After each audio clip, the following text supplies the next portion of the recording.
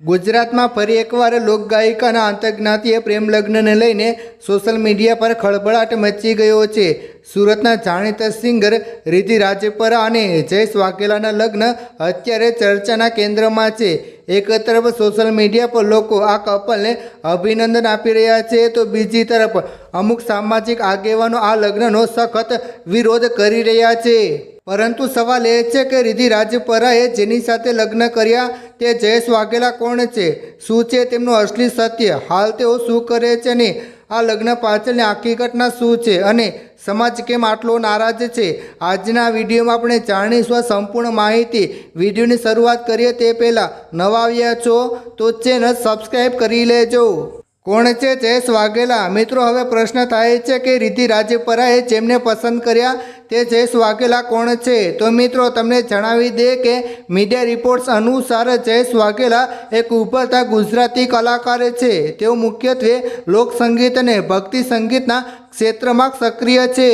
YouTube અને social મીડિયાના માધ્યમથી તેઓ પોતાના ભક્તિ ગીતો, ગરબા અને સ્ટેજ પ્રોગ્રામ દ્વારા લોકોમાં જાણીતા છે। તેઓ મોચી સમાજમાંથી આવે છે અને સંગીતની દુનિયામાં કામ કરતા હોવાને કારણે તેઓ અને રિદ્ધિ રાજપરા એકબીજાના સંપર્કમાં આવ્યા અને આ મિત્રતા બાદમાં પ્રેમમાં પરિણમી। હિરેન રુદ્રાનું કહેવું છે કે રિદ્ધિ રાજપરા પાટીદાર સમાજની દીકરી છે અને તેમણે અન્ય સમાજમાં લગ્ન કર્યા છે। તેમણે સ્પષ્ટ કર્યું છે કે પાટીદાર સમાજના કોઈપણ કાર્યક્રમમાં આવે આ કપલને સ્ટેજ પર સ્થાન નહીં મળે।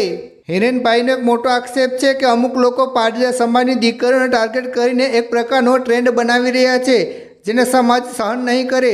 રિદ્ધિના માતા પિતા આ લગ્નથી ખૂબ જ દુઃખી છે અને તેઓ સમાજના આગેવાનોના નિર્ણય સાથે સહમત હોવાનું પણ સામે આવ્યું છે।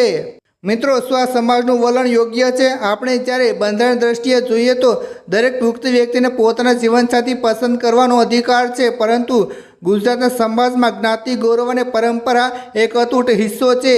જ્યારે પણ કોઈ જાણીતી વ્યક્તિ આંતરજ્ઞાતીય લગ્ન કરે છે ત્યારે સમાજ તેને માત્ર વ્યક્તિગત નિર્ણય તરીકે નથી જોતો, પરંતુ તેને સામાજિક સુરક્ષાને ગરિમા સાથે જોડે છે। આ જ કારણ છે કે કિંજલ દવે, આરતી સાંગાણી કે કિંજલ રબારી પછી હવે રિદ્ધિ રાજપરાનો કિસ્સો આટલો મોટો ચર્ચામાં આવ્યો છે।